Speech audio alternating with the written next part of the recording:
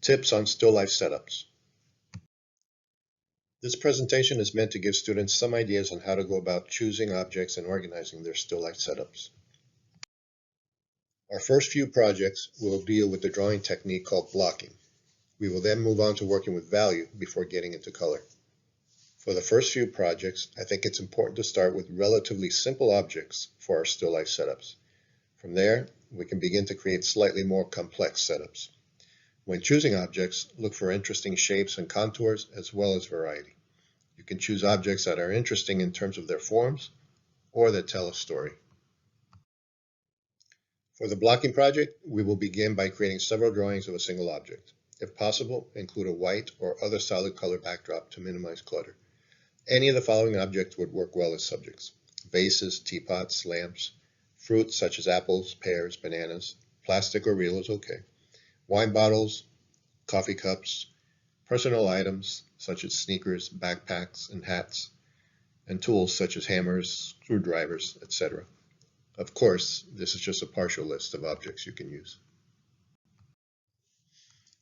Drawing objects such as bottles, vases, teapots, and cups will help with learning how to block in cylindrical forms.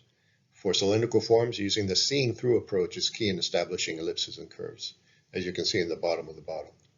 We will go over these techniques during our first session.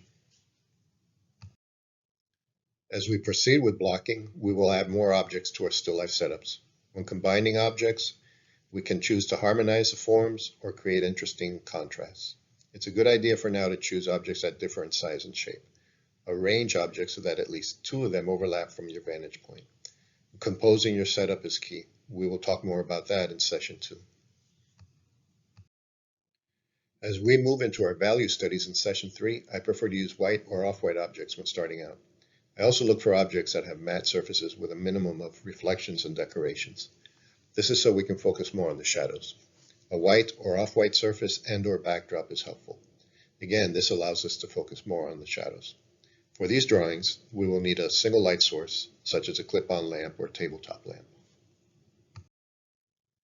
As we proceed with our value studies, we will add more objects to our setups. At this point, we'll focus on some of the aspects of composition to be discussed in session 2. Choose objects that have light, dark, and intermediate values and colors. Your backdrop can be a color and value of your choice. Finally, when we begin working in color, we should choose objects and backdrops that create interesting color relationships.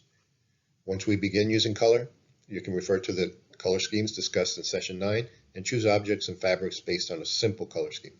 For example, the painting at the top was made using a complementary color scheme of yellow and violet. In the painting below it, we see a still life using an analogous color scheme.